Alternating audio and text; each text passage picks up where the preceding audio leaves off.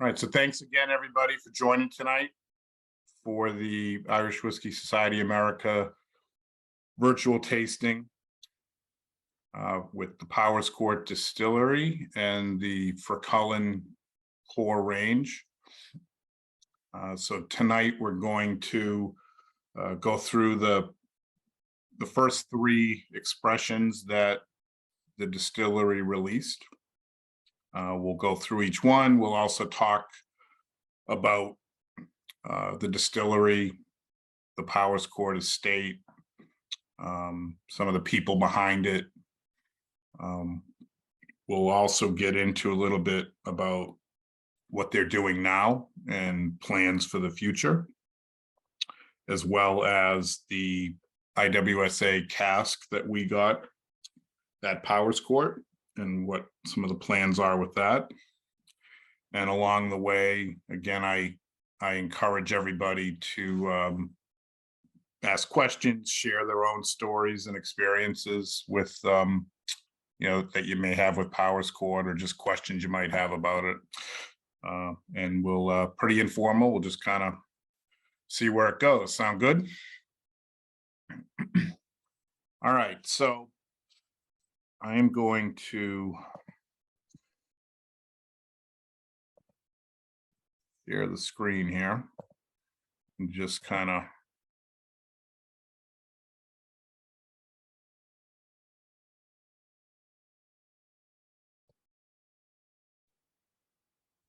let's see here. Just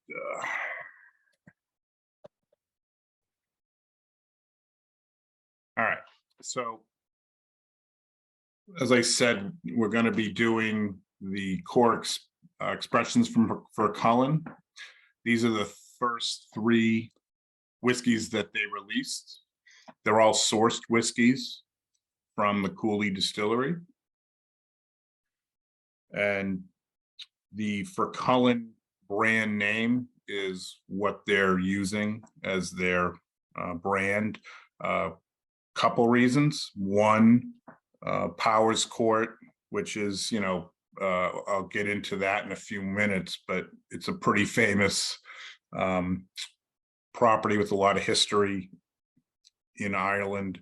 But the name rings a little bit too close to the iconic brand Powers, so they couldn't really use Powers Court as their brand name. So they went with Fercullen, which is Gaelic. That's the anglicized version, but basically, correct me if I'm wrong, anyone, means men of the hills. In this case, men of the Wicklow Hills. It's located in County Wicklow. So Fercullen is what they went with. You can kind of, here's a picture of the estate itself. It's about 1,000 acres. It's regarded as one of the most beautiful gardens in the world. It has a luxury hotel, 2 golf courses, the gardens, a waterfall. We'll talk about that in a little bit. And of course, I guess the newest addition to the property is the distillery and maturing warehouse that they built in the last few years. So it's a pretty popular tourist attraction. It's about a half an hour south of Dublin City. Has anybody been to Powers Court, either the estate or played golf or the distillery itself? I have a couple times. Yeah, great. Yeah, it's a beautiful place. If it's if you're in the Dublin area,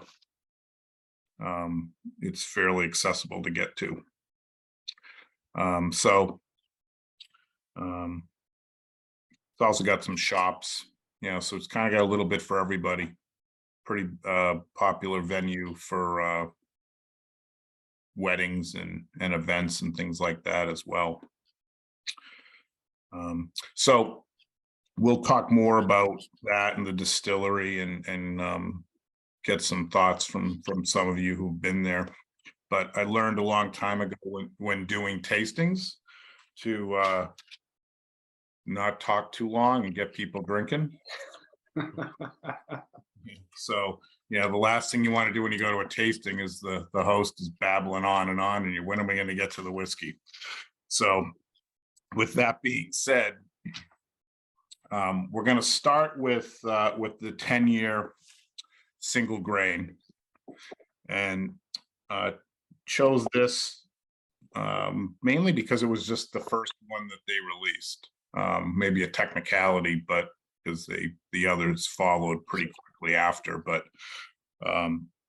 this was technically their first release, and as I mentioned, it's a Cooley Distillery product.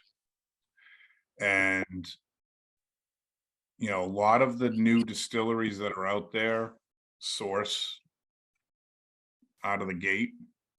A lot of them now are sourcing from Great Northern, for example. What's unique about this situation, though, is the master distiller at Cooley was Noel Sweeney, who was the founding master distiller at Powers Court.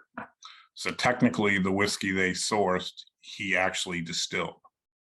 So that's a little bit unique. And he's a big fan of single grains, which is probably why this was kind of the first one that he did.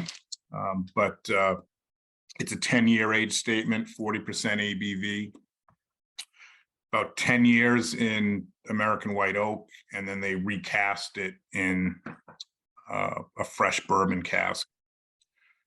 And so it's, exclusively a bourbon finish. So this is going to be, has anybody had this before? Yeah. Some of you? Yeah.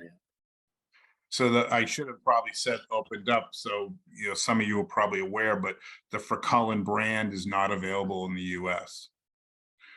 So if you've had it there, or you've purchased it, online and had it shipped over, or you're trying it, for the first time tonight. But in any case, Sláinte, everyone, we'll start with this and get your feedback.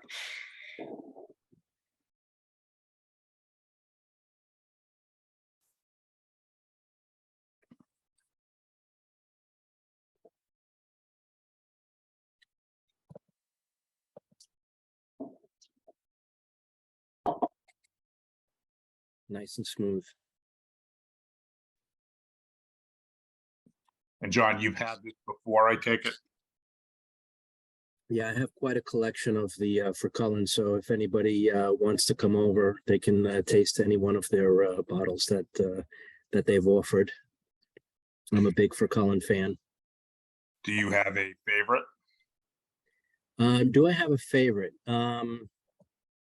Not really, not yet. I've tried a lot of them, not the collectibles yet, but up to the 20-year 5 elements, the 18-year 5 elements, those are pretty special special models there.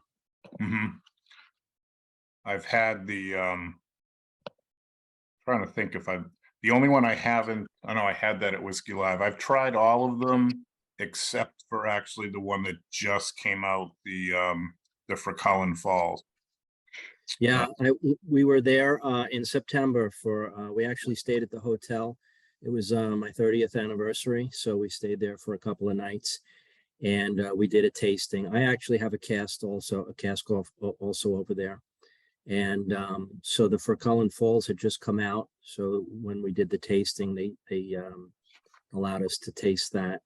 That's very interesting compared to all these other ones that we're going to have tonight, because it's Fercullen distilled themselves, and it's a very young whiskey. And you can taste it as a young whiskey, but it's not. It's good. It tastes very good. Yeah, and we'll talk about that near the end too, when we talk a little bit about kind of the future of the distillery. So a lot of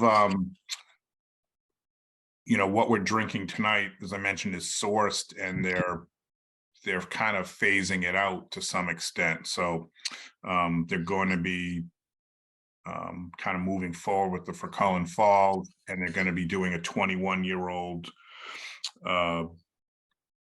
release each year. So I think what they're doing is their stock that they had acquired from Cooley is dwindling, because they've been open now since 2019. They started distilling in 2018. So they do have distilled whiskey at this point. But I think they're at that point now where they can kind of segue into their own stuff. So they're going to be, I think the 14-year-old single malt that we're going to try tonight, they've already announced that that's, no longer being made. So if you see it on the shelf and you like it, kind of thing, grab it, because it won't be around much longer. So what do people think of the single grain?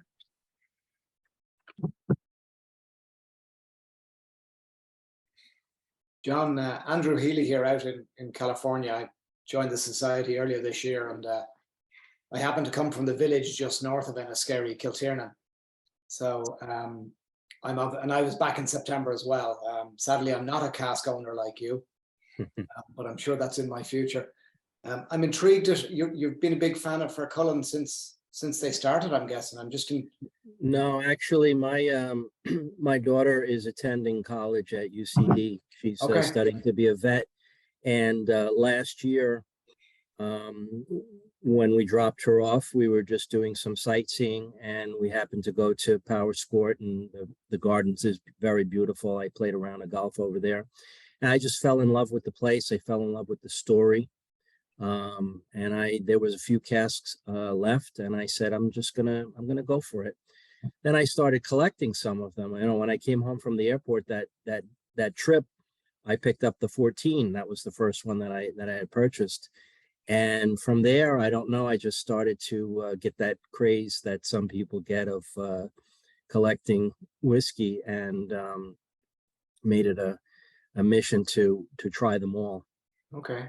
And that's kind of where I'm at now. But yeah, it's only been maybe 2 years now. Okay. Yeah, because Alan was asking about people having tried them previously. My folks brought a bottle of the 8-year-old out here. They were out pre-pandemic. I have to say I really enjoyed it. It was before I'd really taken a deep dive into Irish whiskey like I have now. But for me, it's actually wonderful and incredible to say that there's actually a local distillery now to where my parents still are. Yeah. Back when I was a kid, there was only 2 or 3 of them on the island, and as we know now, it's exploded. So I was actually very proud and honored to step in there, and John Cashman gave me some of his time when I was back there. I got to sit down with him. And to your point, we tried the Fercullen Falls. It's definitely a departure. John, I think, is definitely putting his stamp on the place. Yeah. And I love this, by the way. I think it's a really, really nice drop. Yeah, it's nice. John, I'm sorry, go ahead. No, I was just going to say the 8-year is a very nice, nice whiskey as well. It's as smooth as it gets. John, were you an Irish whiskey drinker or fan prior to your introduction? No, not really. The only thing I had ever tried before that was some Jameson, and we would mix it with some apple cider every fall to play golf, and that was basically it. Not really a whiskey drinker at all. Not an American bourbon drinker. Definitely not a Scotch drinker. And I really fell in love with it. Now that I'm kind of familiar with a lot of the different brands and trying the different tastes and flavors and the way they're maturing them, I prefer the Irish whiskey over bourbon or Scotch. I've tried all 3 different versions of, whiskeys, and this is definitely my favorite. Okay. Yeah. So you're kind of slowly expanding your, whatever inventory or, yeah, I've tried there, like we was saying, there's many distilleries now, but some of the bigger ones like Redbreast, and Middleton, They make some really, Redbreast makes a really nice selection of different types that you can really taste the different flavor profiles. Yeah, and that of course is a single pot still, which to this point, Fercullen has not done a single pot still style. But that's kind of out there, ready to go, maybe in a year or two, right, Andrew? Isn't that what John was saying recently? Yeah, and Alan gave me permission to share the chat I had with John. I turned into a podcast, and I shared it on the WhatsApp group chat last week. John talked about a lot of what they have in inventory, what's in cask in that warehouse that Alan referenced. They, like a number of distilleries, I believe, they've kind of jumped the gun on going back to some heritage mash bills with their pot still. They kind of took a gamble that the technical file is going to change, which I believe it is, given all the work that Fionn O'Connor is doing. So they've got a number of, they've used, I believe it was oats and rye that they've used in a number of their pot still mash bills, as well as the classic 50/50s. So I think they're going to have some interesting pot still when they decide to release it. I'm not sure exactly when it was distilled, but as you said earlier on, Alan, they're well over four now. I think it was June of 2018 they did their first distillation, so they're well over 4 years now. And I'm going to guess we're going to start seeing pot stills from them next year. And there may be different. There may be just a generic one, or there may be limited release pot stills coming from Fercullen. But yeah, it's a definite watch this space in terms of they have a lot of liquid. I believe that John said there's something like 750,000 gallons. I'm not sure whether it was gallons or liters. Obviously, there's a big difference in both, but in barrel in that warehouse. So they've a lot of whiskey in barrel, which they will be obviously looking to release. Yeah, and they have a pretty big global presence. They just don't have a U.S. presence. So they've, for a lot of reasons, it's a hell of a lot easier to get into some of these other countries.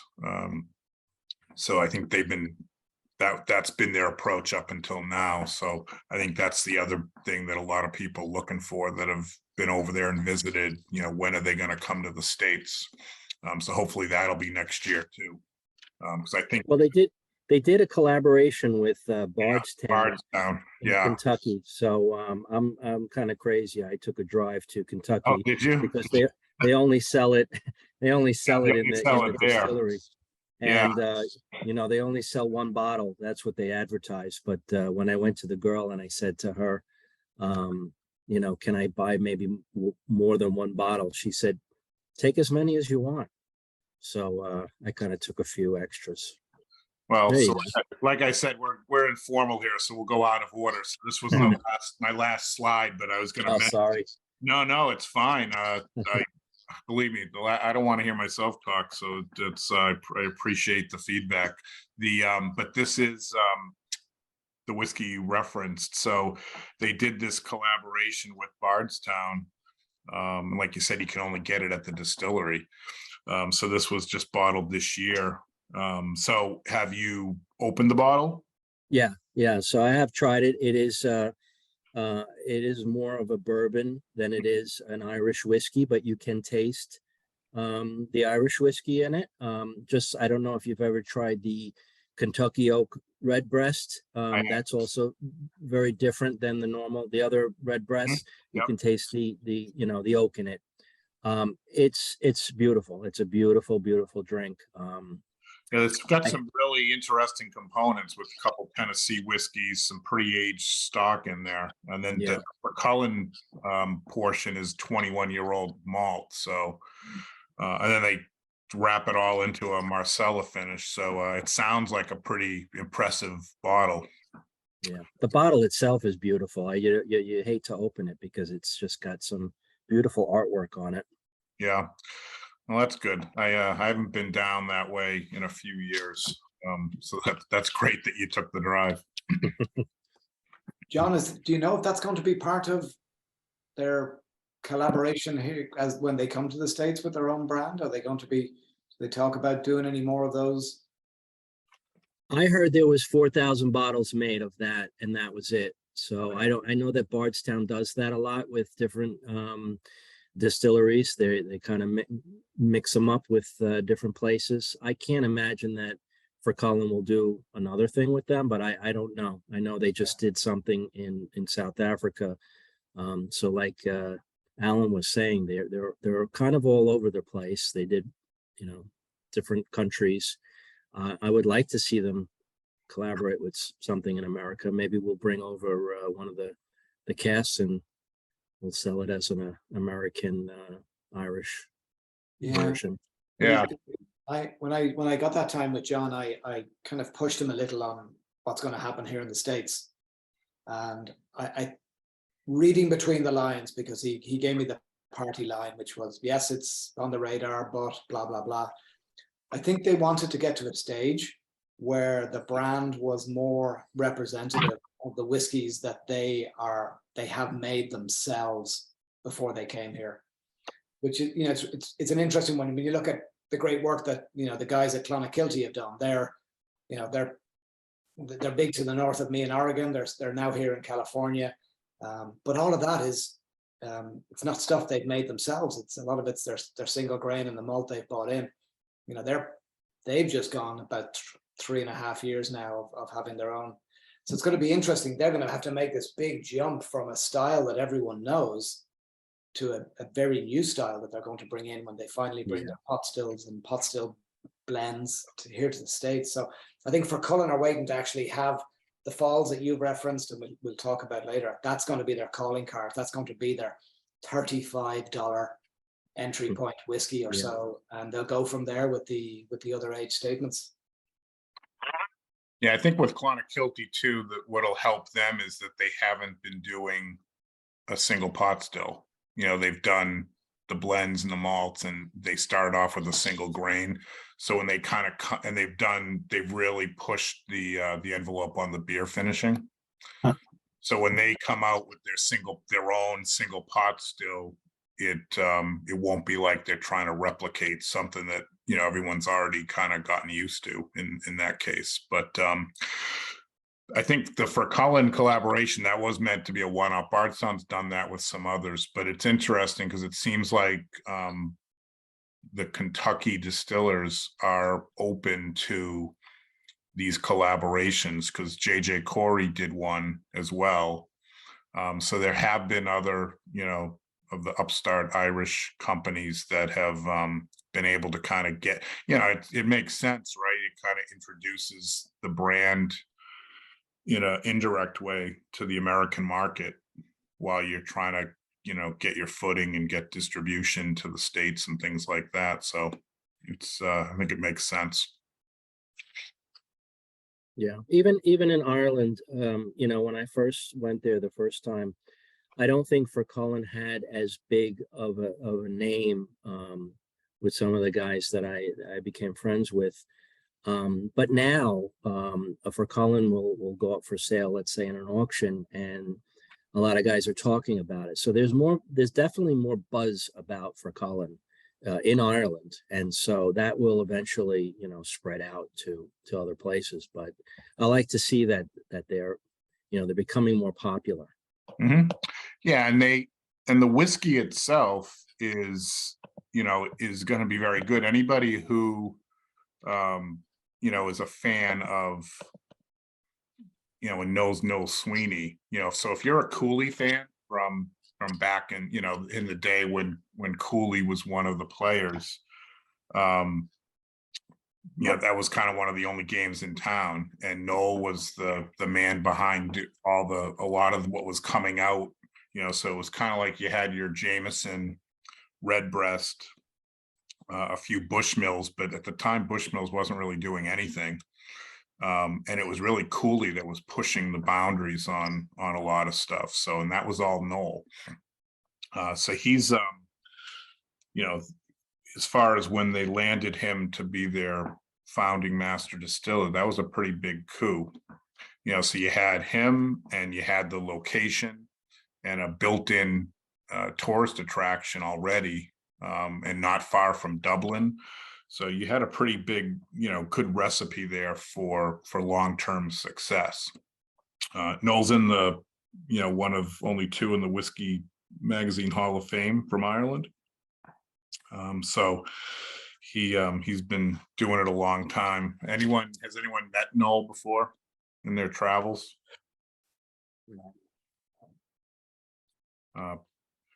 Interesting guy to talk to. Obviously he's done a lot. But so he's, again, so the whiskey we're drinking tonight, he distilled while at Cooley, and then it's been bottled under the Fercullen brand name. So why don't we move on to the second whiskey, which is going to be the blend.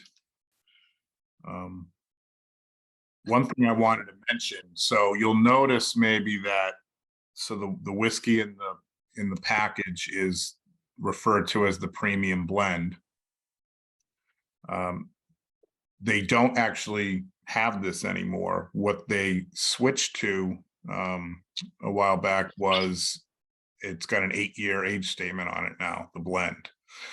What this original blend was, it's a 6-year grain component and a 14-year single malt component. And again, I think I mentioned up front, I think what happened was they were running out of that 14-year single malt component. So they've stopped making the 14-year single malt, and they decided to make the blend just an 8-year blend. And that way they could, preserve stock and let it last longer. So that's the difference. So this technically is a different blend whiskey than if you were to pick up, say, the 8-year now, if you're there or online. But this again is a 40% ABV.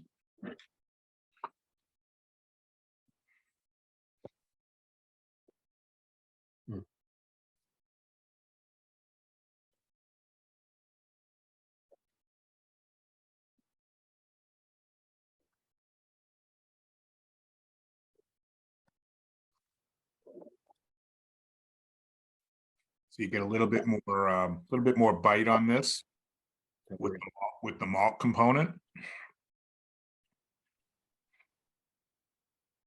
But again, this is exclusively ex-bourbon barrels.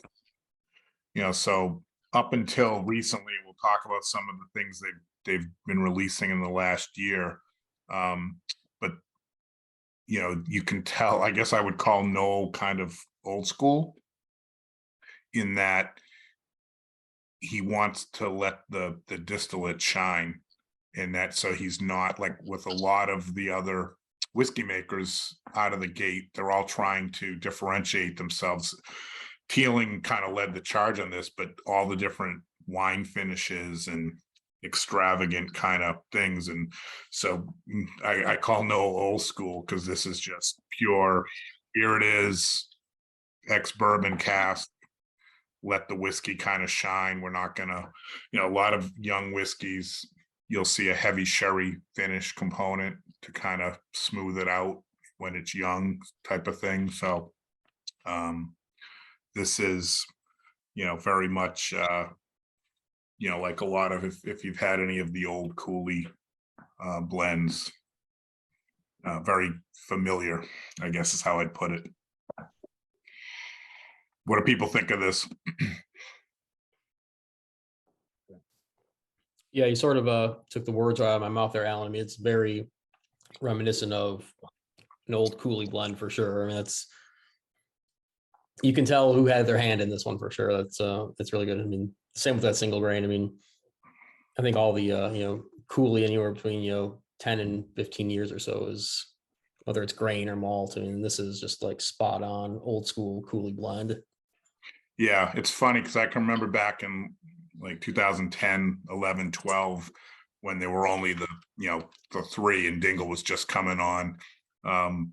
Most of the stuff we would be drinking at tastings and stuff, because there was only so many times you could do Jameson and Powers, and every time you brought Redbreast out, it kind of dominated. So it was a lot of Cooley products, and you got to a point where you could on the nose, and you could just tell up that's a Cooley malt. It had a very distinct nose taste.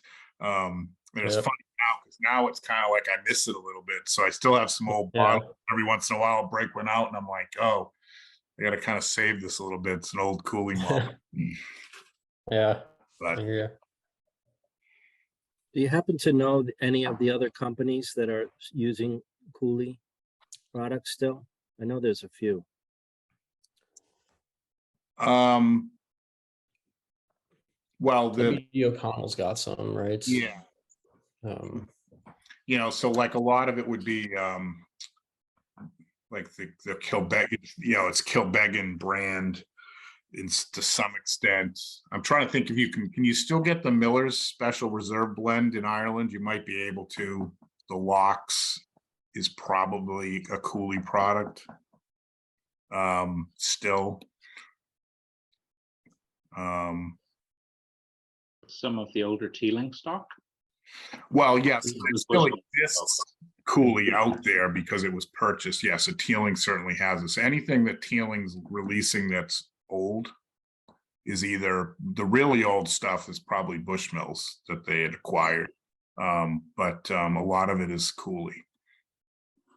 But Cooley stuff is kind of splintered around. I think, I think Louise might have a couple casks of it, for example. So it's hard to say exactly who still has it. Wouldn't surprise me if West Cork has some as well, because they were. Just looking here, Alan, a bottle of Egan's behind me I have, and it's bottled in 2017, casked in 09. It's a single grain. So Yep. So that's probably, yep. So yeah, so there are some brands out there, that would have it. They had so many private label deals, and there were dozens of brands that were using it, and they basically cut off all the contracts when Beam purchased it. So Great Northern has kind of filled that space now. So there was a little bit of a gap there between when the contracts with Cooley ended and Great Northern got up to speed and got to the 3-year point. But there's certainly stuff still floating around. And I guess that's going to dry up someday. I mean, there's only a limited amount. That's it. Yeah, eventually it will. There was a lot of single grain though. I remember talking to Alex when he had moved over to Teeling. They started up, they had said how much they just had boatloads of the single grain. So maybe it'll live on for a while. Historically, I'm intrigued as to the reason there was so much single grain. Is it simply the fact that it's cheaper to produce? I think from Cooley's perspective, when they were starting out, they could just pump that out. So I just think I don't have numbers behind it. I'm sure if you talk to some of the Teelings or even Alex, they could probably tell you what they were doing back then. But I remember having conversations with him several years ago, and when they kind of made the move to Teeling, and how they talked about how they just had tons of the single grain. Yeah, and single grains made by continuous distillation. So so you could really pump that out. And you remember too, they were, part of the business model was to really support a lot of the independent brands that were that existed at the time. A lot that were US exclusive even. So that was a big thing. They would pump out that grain, and then they would, put a little bit of malt component, and that kind of born a lot of the blends that hit the US market, back then. Now, of course, you're seeing that more and more with Great Northern. They pretty much just replicated that business model. And the Great Northern stuff's very nice. It's not the same as Cooley, different distillery, but so the business model's similar, but it's a slightly different note. okay. than the Cooley stuff. Yeah, it's going to be interesting to see where single grain finds its place in amongst the categories in the future as more and more own to make spirit gets bottled. Will single grain become a small category, or will there still be a desire for it? Yeah, it'll be interesting because of course tastes change, right? So pot still was huge 60, 70 years ago, and then it pretty much died off, and the lighter style Scotch took hold, so I suppose you could see a kind of full circle again, and where lighter styles might become popular. People get tired, or new generations come along. Yeah, it'll be interesting to see. Would it not have to stay a large component because it's used in virtually all the blends out there? Oh, it'll be produced. It's a Oh. question of whether or not it'll How stay much of it is individually on the bought? go. Yeah, will it become like an iconic brand where you know it, and that's a single grain, and that's because I don't know if there's any argument that are that at this point.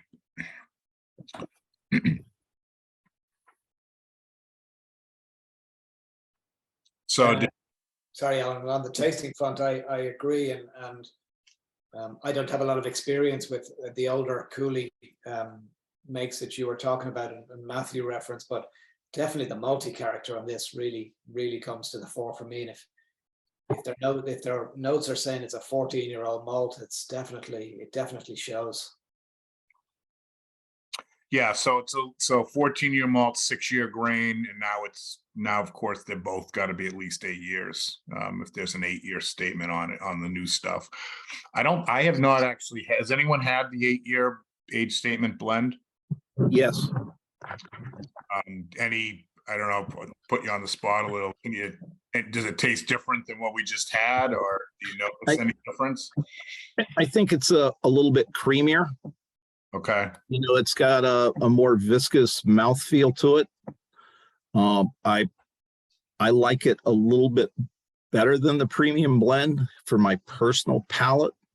Okay. I think it's so almost, I would almost use it for a dessert whiskey. It's got like apple pie kind of sweetness to it and a real thick, mouthfeel to it. Okay. It's nice. Frankly, I know less about Irish than probably all of you guys do. I barely knew what Irish was until May of this year, when 8 of my drinking buddies and I went over. We're predominantly Scotch drinkers. Okay. So I learned to truly appreciate Noel Sweeney while I was over there, though I've never met him. Okay. Thanks to a bartender named Tom at the Shelbourne in Cork, who, after watching me drink, I asked him to point me in a direction, and he gave me the 20-year-old Fercullen. And I was hooked from there. So I brought assorted bottles back with me. Okay. Learned to love the stuff. And have you expanded into other Irish brands as well since, or? Yes, I was moderately into it. I'm a big Powers fan. Okay. I am a big pot still fan. So I enjoy the pepperiness that you get out of the unmalted barley and so forth. So it was nice. We did, I think, 12 different distilleries while we were over there. Didn't do any of the traditional touristy stuff. All we did was whiskey for the most part. Oh, you got to get your Awesome. You got to convert your other Scotch friends and get them to join. That may never happen. Most of us like it to some degree. A couple of them are into bourbon, and personally, I can't do bourbon at all. It just doesn't work for my personal palate. Okay. While I'm there. But I learned a new appreciation. It was very eye-opening. Amazed at places. I didn't know anything about Cooley when we went over. Was shocked. We got into West Cork, and I just figured it was one of these brands made by somebody else. I had no clue how huge that place was and how much stuff they make for how many people. Absolutely amazing. Yeah. Yeah. as there's probably two, well, I don't say probably, really two individual entities you can credit, for where we are today with Irish whiskey. One would be Jameson, and just the decision to really promote that brand. A lot of you probably know the history of when they consolidated the last remaining distilleries down in Middleton, and then kind of put everything behind that one brand. Even though at the time Powers was the #1 whiskey in Ireland, but globally they decided to go with Jameson, and the rest is history, and that outsells everything else combined. But the other big piece was Jack Teeling, who started Cooley in '89 at the time, when the industry was, almost dead. And then really brought Cooley along and created, dozens of these independent labels, and started again, a lot of the like Tyrconnell and some of these others that used to be very popular 100 years ago, brought those brands back. And then once he sold it, kind of did it again with Great Northern, and is kind of, there's so many brands now that you see on the shelves here in the US that are Great Northern distillate. So between those two entities, they've really, pushed over the last 10 years the industry and all the growth you see. So if you run into Jack Teeling, he's a great guy. If you're over at Whiskey Live, he's usually there, and he's good for a good chat. All right, so I do have a couple. So I had the pleasure of, kind of, no pun intended, being in the ground floor a little bit with these guys. I met Alex Pierce at Whiskey Live back in 17, I believe. But when they were kicking off the building of the distillery on the Powers Court estate, I was there. I've been there several times, but kind of when the whole construction was going on. I don't have a picture. I didn't include one, but I was in the vest and hard hat when they were putting it all together. And with Noel, they took an existing historic mill that exists, a property that existed on the estate that wasn't being used anymore, and they converted that and expanded on it, and put the stills in and the wall back. So this is what it looks like today. The finished product. This was the old mill building. So it's a beautiful, property overall. The distillery, I think, certainly lives up to the standards of the 5-star hotel and the golf course and the gardens and all that. They really did a nice job with building the distillery, and the interior is, first class. I think they really promote to doing, hosting events and things like that. They're the Irish Whiskey Awards, for example. So they kind of can have a one-stop shopping, so to speak. They can do it all. They also built next to the distillery, the old mill building, they built their own aging warehouse, so they can age the casks right on site as well. So so these are just some shots for those of you who have not been there or seen it. So has anyone done the tour? John, when you were there, did you take the tour? Yeah, I did. I took the tour, and it was very nice. Yeah, I would agree. I did it about a year and a half ago. Very good tour. Yeah. The facility is lovely. They have a nice shop there too. And I remember when I was there, this is probably at least 4 years ago, but I don't know if they still do it, but they really were pushing the ice cream. Did they do that when you guys were there? No, And not really. I remember it was a special like whiskey ice cream. And it was that was like a big thing that they were really promoting in the shop there. So because it's like a little cafe as Yeah. well. Yeah, I have the last distillery I visited previous to going to Powerscourt was Bushmills back in goodness 2017 or so. And we were lucky that day. We arrived in front of a busload of Italians, so we got a private tour with a guy called Sammy who took us behind the scenes, and had a fantastic experience with him. I have to say I was blown away by Powerscourt and the facility. We got to walk through the still room, and I think I was a little disappointed in the tasting, but maybe that's because I'm not a newbie when it comes to whiskey. There was a couple of people who were, so I felt the tasting was a little dumbed down. And I think they could potentially, as they grow and they have a greater range, they could offer elevated experiences where you do kind of a top tier of their whiskeys. But a phenomenal space, that cafe area that you reference, Alan, and there's all sorts of event spaces through the property.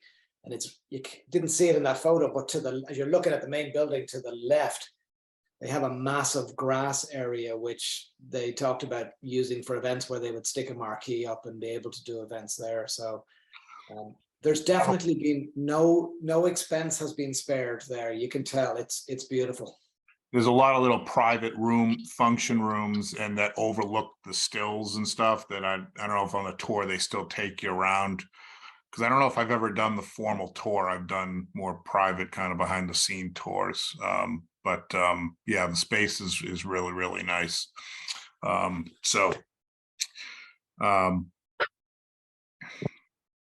right. So let's jump back.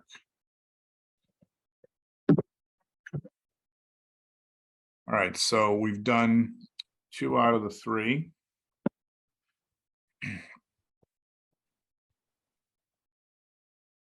So let's try the last one. And I don't know if you're like me, you still have some left of each of them to kind of go back to.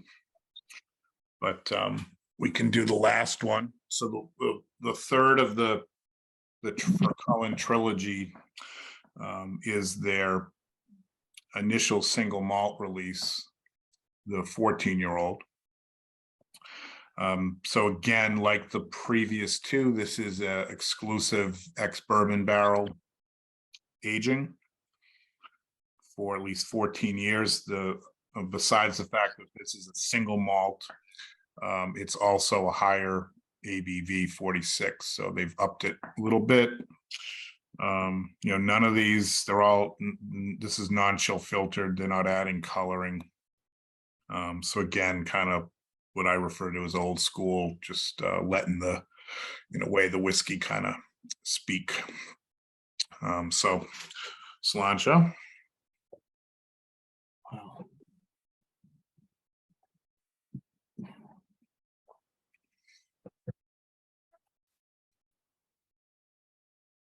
Bit of a bite.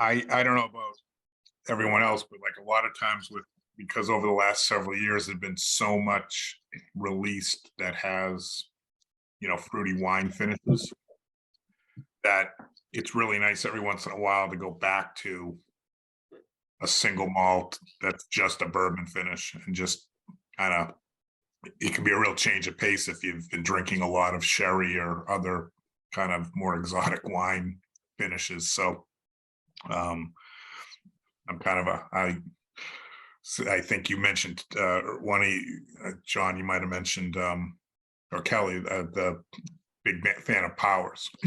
Mhm. Same idea, because that's what I would call primarily a bourbon, Oh. Finish, the vanilla.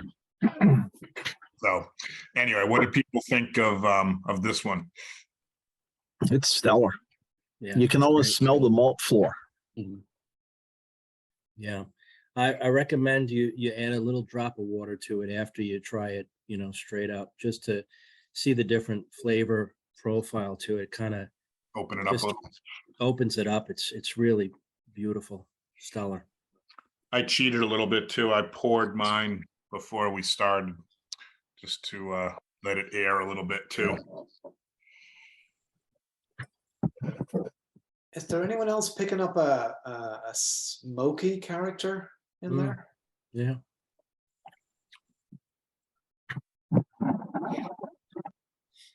Not getting, Definitely.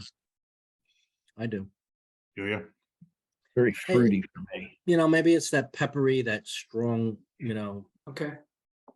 but it kind of relates to the smoke.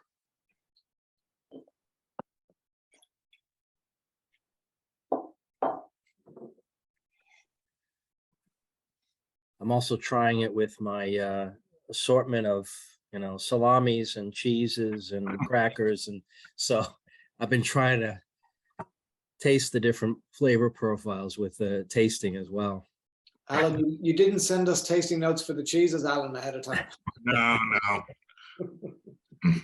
Believe me, compared to the tastings I do at home, believe me, I appreciate the ability to do the Zoom tastings because it allows to reach out to everybody around the country, but you do lose a little because you can't do the cheese pairings and the chocolate pairings and some of the other stuff that you can do. But what you don't get a lot of, anything you get that's a straight bourbon finished single malt, that's more than 10 years.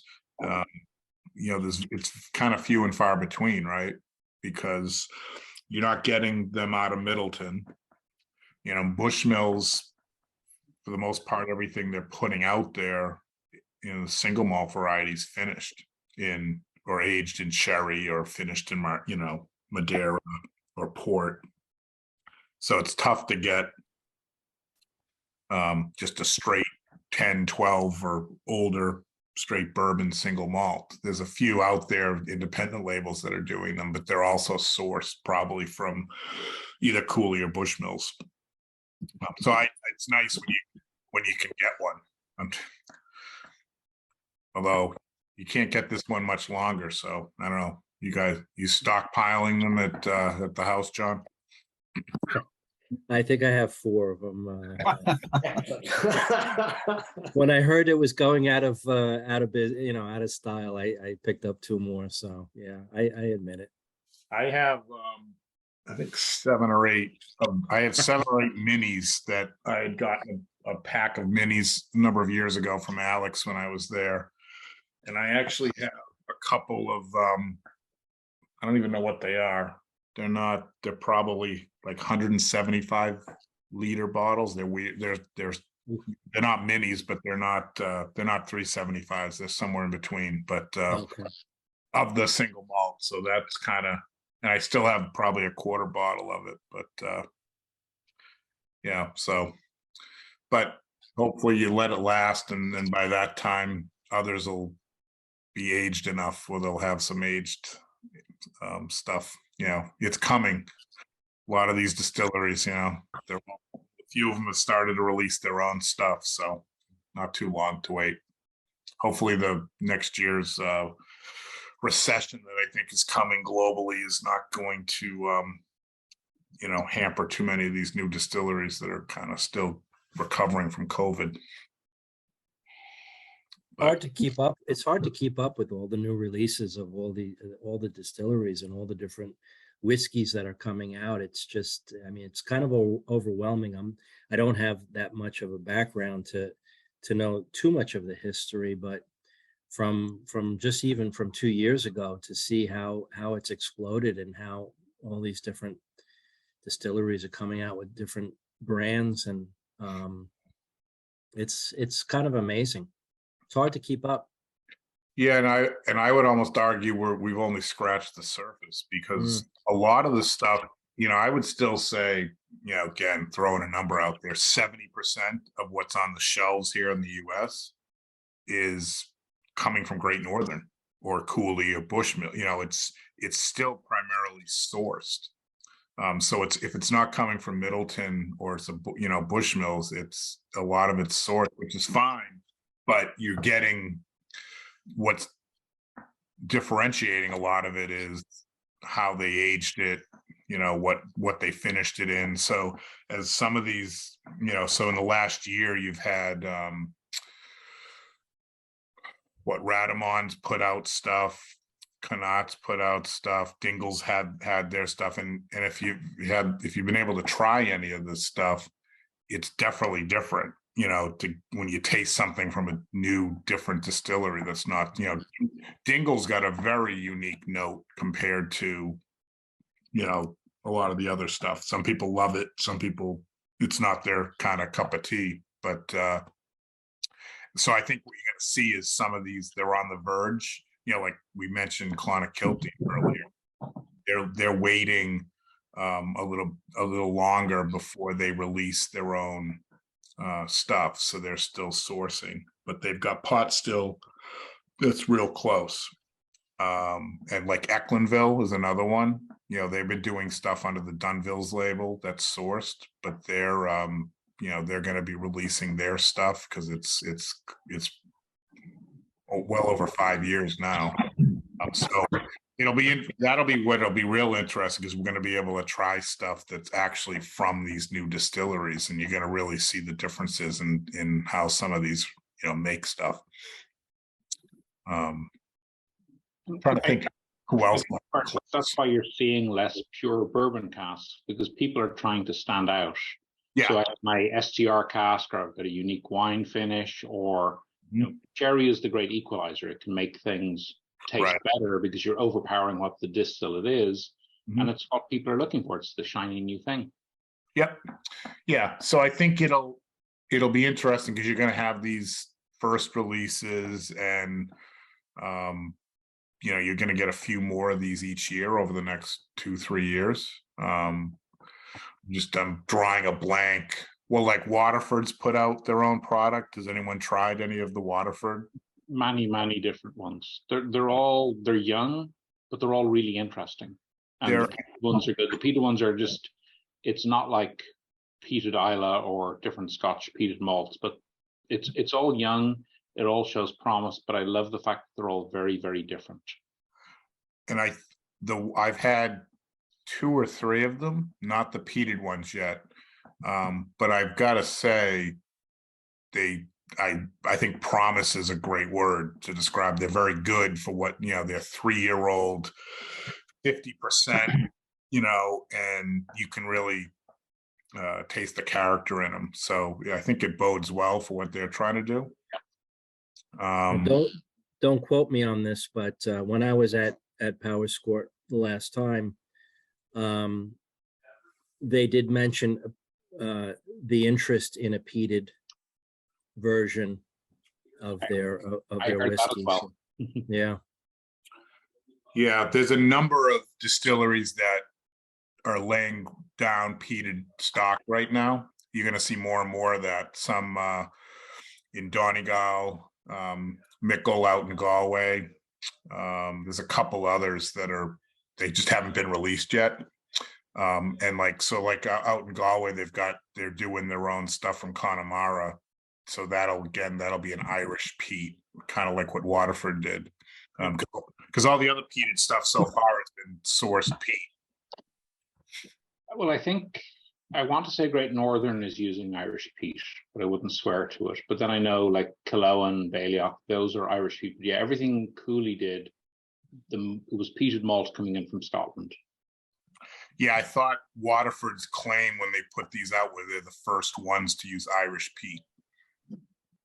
I think they might have been very specific about the first single malts to use Irish peat. Okay.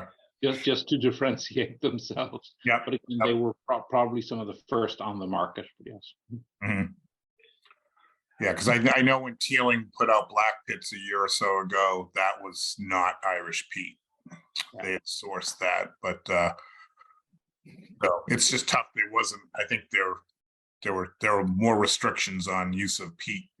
Well, it's also the Yeah. risk for the malting house because they don't want to, in Right. quotation marks, contaminate their good malt for the other distilleries. Yep.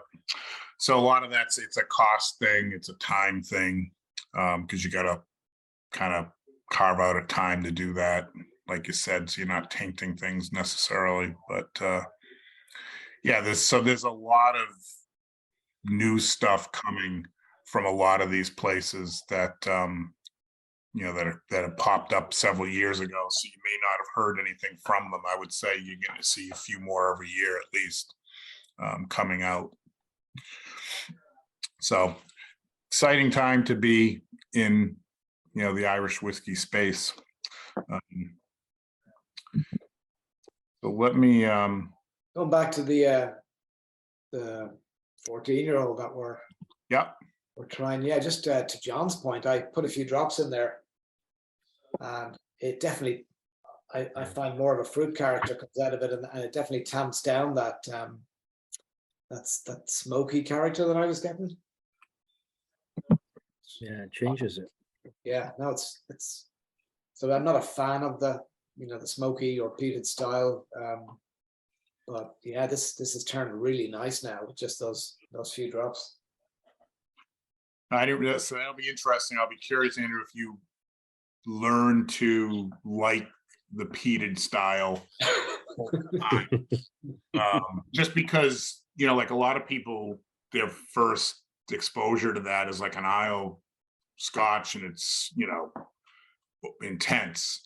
And I feel like a lot of the Irish brands that have been doing the peat, like Teeling Black Pits, I think is a good example because they did it in the Sauternes cask as well, and it really kind of smoothed it out and gave it a fruity quality as well. So it's kind of like a introduction to peat without overwhelming people. So I think it's a good strategy that most of the brands are taking, and then I'm sure somebody will ramp it up down the road. But because you're not gonna get the the Scotch, the Isle Scotch drinker, and I think it's smart to not even try to compete with that out of the gate.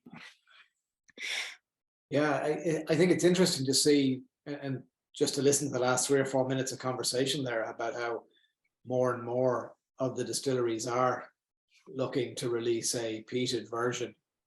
I'd always kind of heard that we had set our stall out in Ireland as being unpeated, and that's what set us apart from the Scots. Yeah. But there's obviously a market for it. There's obviously people out there who like that. Well, the funny thing is that would be the marketing, right? So at the time when it was down and down and out, it was all triple distilled versus double, but arguably Ireland has as much of a peat history as Scotch, and it had died out. So that's why you're seeing a lot of the Galway and Donegal County distilleries. They're all bringing that back because it was how it was back, 100 years ago, whatever. But so that generation of drinkers aren't around anymore. So you're going to have to like re-educate or capture a new generation of drinkers. But it'll be interesting. It's also another element into terroir because peats from different areas will taste different, will have different impacts on the drink. That's why even over here, I'm really looking forward to up in Seattle, we'll soon see single malt with Seattle peat there. So it's just trying it from different areas to see what it brings to the drink. I've struggled to try and get stuff over from Australia, from Tasmania, where their peat bogs are mainly from tea trees. But it's an interesting addition to the distillate. Yeah, no, it sounds fascinating. I wonder also, I listened to a podcast last week, and I believe it was Jarlath who I'd never met, from Ecklandville, and he was going through some of the history, and he talked about how back in the day, you compare Ireland with Scotland, and Scotland has its distinct areas, and styles come from those areas. and he was just putting it out there that maybe in the future we actually will have certain styles will come from certain parts of Ireland. So, Alan, you just mentioned, you know, Mickle and Galway and Donegal, you know, they're out there on the, you know, the west and the northwest. I wonder, will that become a kind of a Western style, you know, a more peated, maybe I'm reaching, but it just is interesting that everybody seems to be trying everything at the moment. And then It ultimately, makes sense. It makes sense to try, like Mickle, I know their big claim. I like those guys out there. I'm going to actually visit them in December. But, you know, they're like 5th generation distillers now, albeit not legally, which they readily admit. But that's what they've been doing. You know, so they've kind of distilled with peat for generations. So they're just kind of now doing it officially again. But that's the style that was out there at the time. So the way they look at it is they're just doing what has kind of always been done there. So yeah, I think you're right. I could see it being somewhat regionalized. But I think it was the style because it was the fuel source. Sure. So you were drying grains, you had turf, you had peat, that's what you used.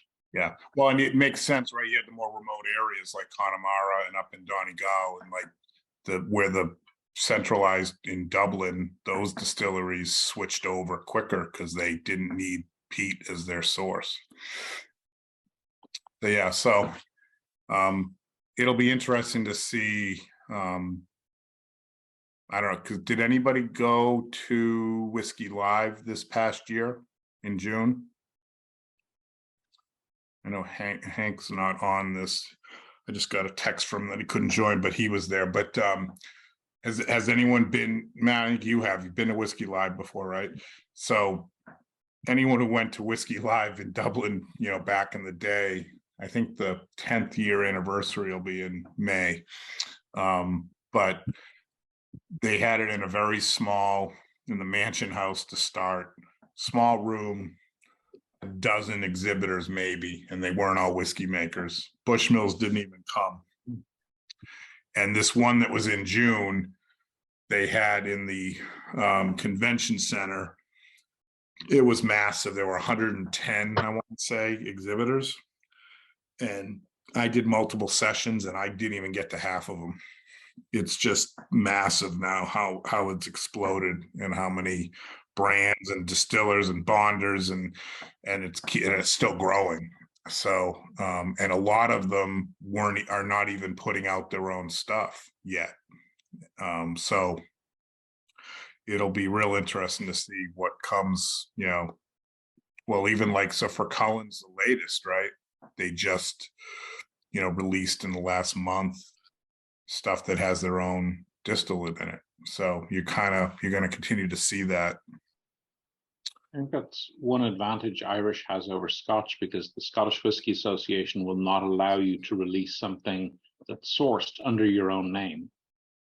So you can't make that switch. You would have to release it as a different brand, whereas at least with Irish, you can have it sourced. Obviously, as you referred to earlier, you have to try and get the taste profile similar so that people aren't suddenly shocked when it changes completely. But it means you can start and not have to go with the gin, poitín, vodka to start. Yeah, it's interesting you say that, because some of the places are going to have interesting choices to make. So like one model is Ecklinville. So what they're doing is they're releasing their source stuff under the Dunville label brand, you know, which you can get here in the States, and their own stuff is going to be Ecklinville. So that way they don't run into that issue. And the way I understand it is they're going to continue to source the stuff for the Dunville, even after they're releasing Ecklinville stuff. And that way you won't have that issue of trying to replicate or make it the same. Whereas someone like Teeling, you know, which had everything sourced and is now reached a point where they can introduce their own stuff. But so far they've really just been doing the pot stills. That's their own, you know, because that small batch, you know, was all sourced stuff. So if you became a big fan of that, how are they going to, you know, introduce their own stuff into that and make it taste the same? Same thing with like a Tullamore, you know, which all Tullamore do was all made down in Middleton, now that distillery's been up and going for several years, so they can bring their own stuff into the mix, but trying to, how do you replicate exactly that Tullamore recipe, so it's interesting. There are a number of them that are kind of in that situation where they're trying to figure out, I guess it'll be interesting to see if there's anybody that can tell the difference. Yeah, you don't want to turn off people that are used to something and they go, this doesn't taste like what I remember it being. Yeah. I'll move to something else. You nearly need to have a different label or a different expression, but slowly keep the original sourced one there as well. Yeah, well, in the case of Tullamore Dew, though, that isn't going to really be possible, right? Because they're owned by William Grant. So that's how they do that will be, or are doing it, it will be interesting. But there are a few others like that. So it's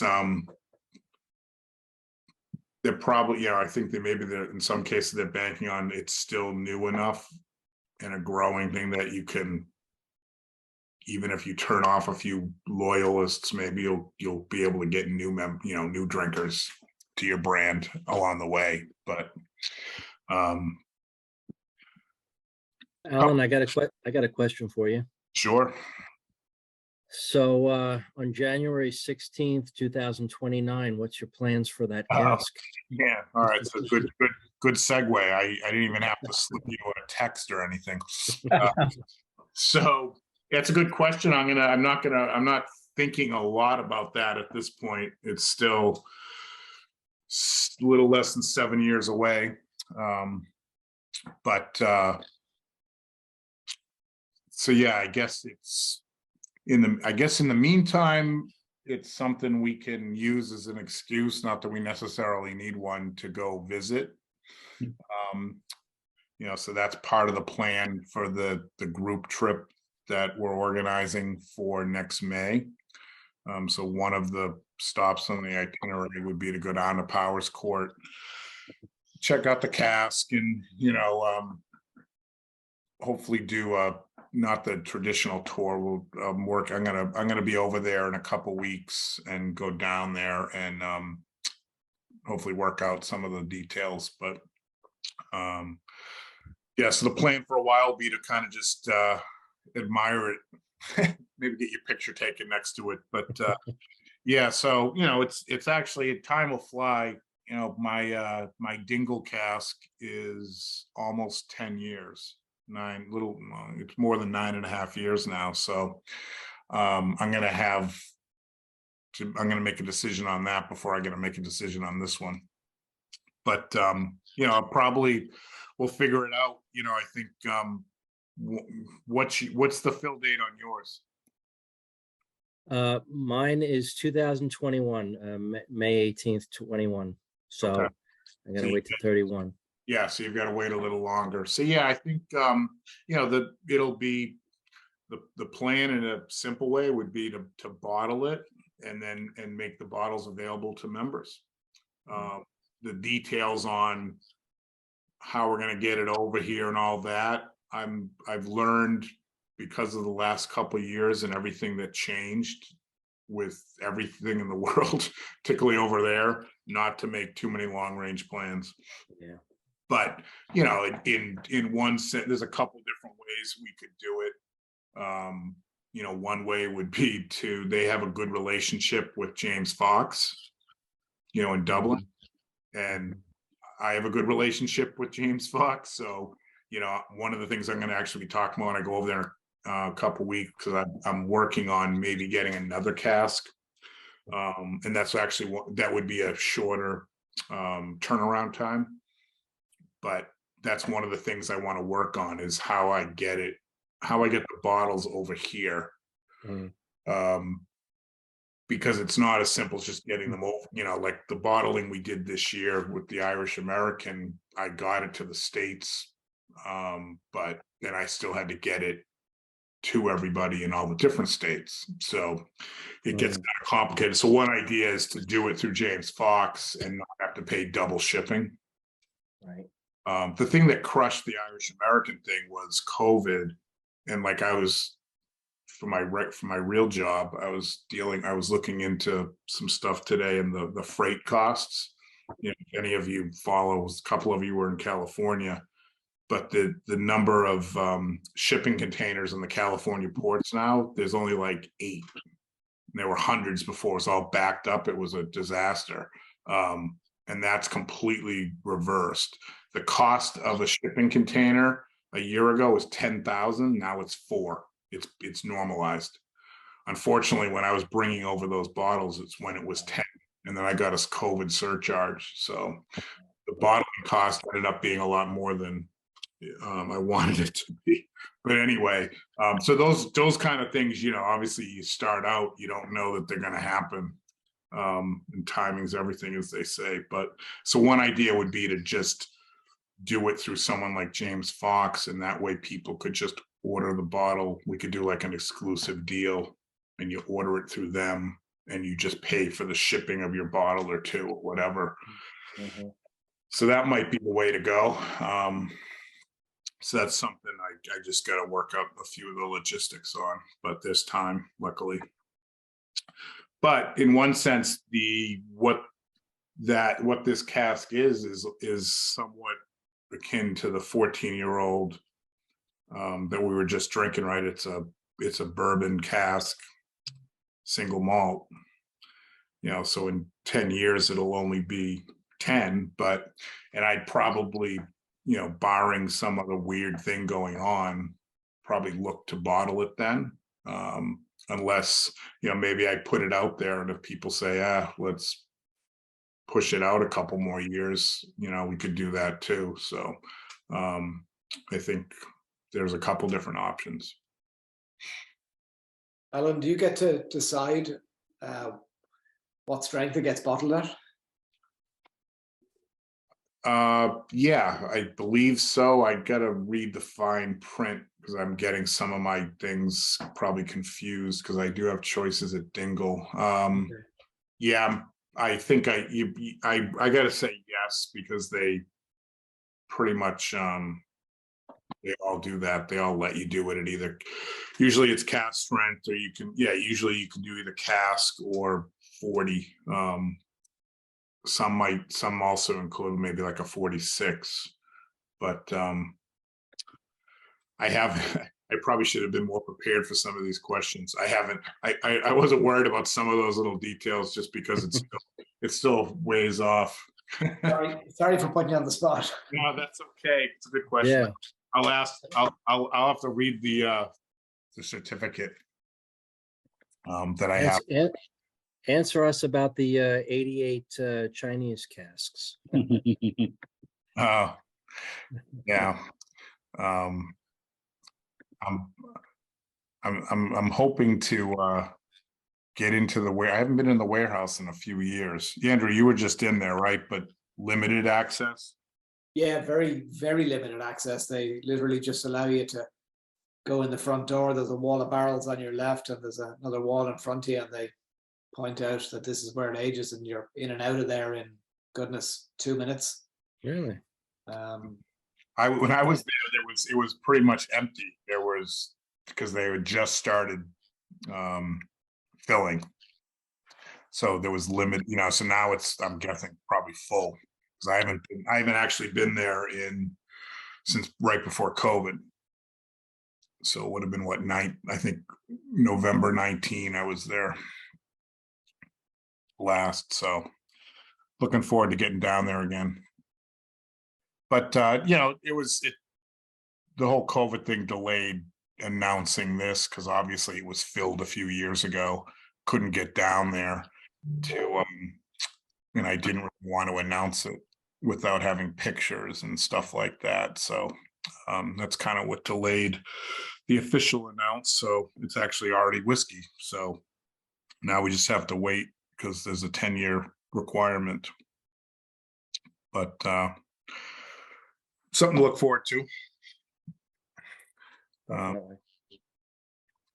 And, you know, so that's, you know, so I think with, you know, they've obviously laid down these casks. So we have kind of this single malt to look forward to. They've also been doing other, you know, premium releases. They've done the 5 Elements range. with some of the source stuff. They've done the help me out, Andrew, the estate series. The Italian garden estate.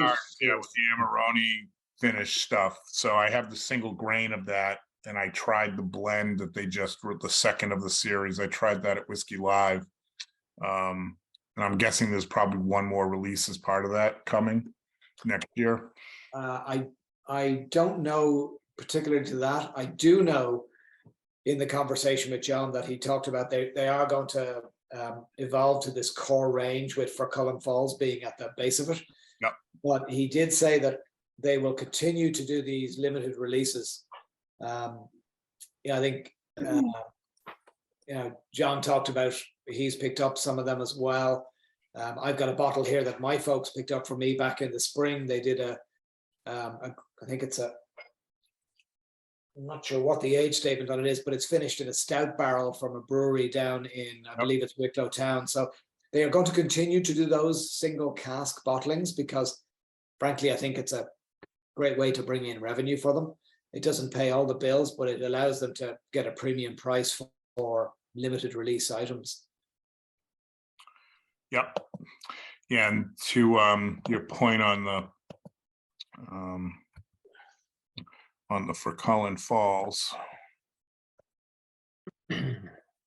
So has anyone been to, because it's not, if you go in there to play golf or go to the estate, the waterfalls, one of the things I did, I think the first time I ever went to Ireland back in 2007, not knowing anything about Powerscourt at the time, but the first core expression, or the new core expression that they've done, is Fercullen Falls, and that's help me out, Andrew, if I leave anything out, but this one it's the first one that's got components from the Powerscourt distillery, and it's also a 50-50 blend, so it's 50% malt, which is generally a higher malt component. So most are 20 to 30%, that are out there, your everyday kind of brand blends. So this is a higher malt content as well. So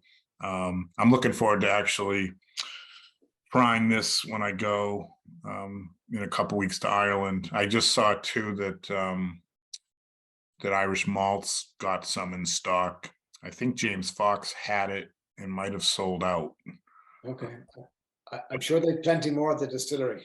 Yeah, no, I know, but so you can get it if you're interested in getting it here. So James Fox and Irish Malt, as a member, you get the 10% discount if you order it. But I know I think I saw it in the last 24 hours that Irish Malt finally got their allocation of it. Yeah, John, you tried it when you were there recently. Didn't you? Yeah, I did, and I brought it home with me. But just to let you guys know, the last couple bottles that I've purchased straight from Powerscourt, I've had them send it to Irish Whiskey Auctions, and they've shipped it back. It's a little bit double shipping, but if you really want to have a Fercullen in America, that's one way of doing it. Alan, going back to your point there about allocations of that, I'm intrigued that they're allocating it out, because off camera or off mic, when I was talking with John, he said he wants to see this in every pub within a 10-mile radius of Powerscourt. He wants every pub in Enniskerry, Greystones, Bray, Kiltiernan, Glencullen, all the way into kind of the south part. He wants everyone to have this behind the bar, and because it's you can see there, it's a very, very big departure for them in labeling and packaging terms. This essentially is going to be available everywhere with time, and I certainly think, reading between the lines of what he said, this is going to be what they come to America with. This is going to be their calling card here in the States. So this is going to go up against Teeling that we've talked about. It's going to go up against Jameson Black Barrel in the market. It's going to be in that, mid $30 or so price. And they're going to be making a quantity of this ongoing. Yeah, I'd like to, I'm hoping I'll see it in Dublin as well. I'm sure I won't see it in every pub, but I'd like to think the bigger whiskey pubs like Palace Bar, Bowes, some of those will have it behind the bar already. Yeah, I don't know how the distribution works in Ireland. Yeah, And how it yeah, works. that'll be a telling note because it's a newer, it's obviously one of the newest things. It's not that far from Dublin, so I would almost expect it to be there because I know it's been in the stores in Dublin. So I just circled back to the single grain, kind of coming full circle again. But there's a big difference between the three. But I do like the single grain. It's one of those, I'm a bigger pot still fan. So it's nice, little change of pace when you do the single grains.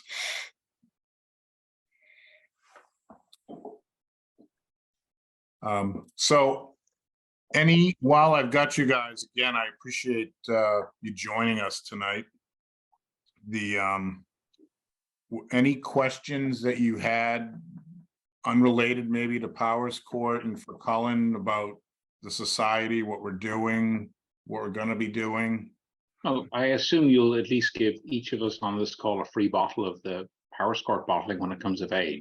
That seems only fair. Yeah. Good man, Kim. I wish I got free bottles. I'm surprised. At the end of the year when I do the taxes and I look at my credit card receipts for the year and I'm like, well, I spent a little more on shipping costs than I realized.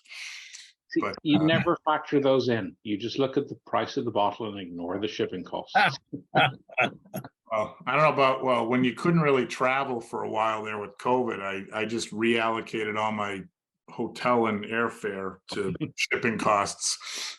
So you just kind of redirect your finances. But I've got 2 trips planned. I've got one in a couple weeks for Veterans Day to kind of line up some stuff for the trip, and then I've got a family trip in December kind of for the holidays. So different parts of the country, but looking forward to both. But I'll be able to hopefully bring back some of this stuff. I'm interested in, has anyone tried the new Jameson pot still? By any Not chance? yet, but I'm heading back home just after Christmas and it's on my list to try. Okay.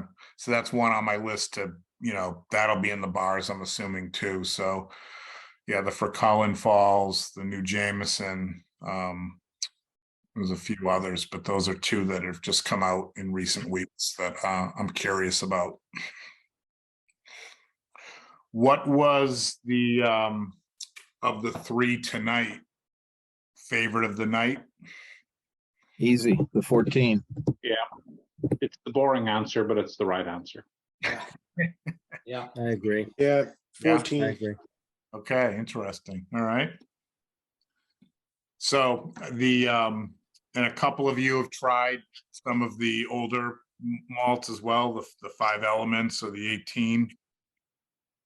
I've tried the 20. 20. Okay. Yeah, I have the 18 and I have the 20. And the one that they're promoting now is the 21.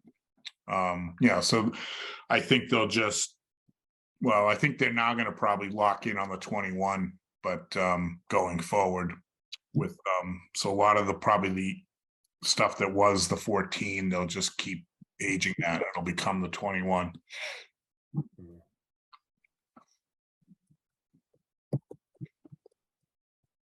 All right. Well, I kind of had said 9:30. It's just past 9:30, so we should probably wrap it up.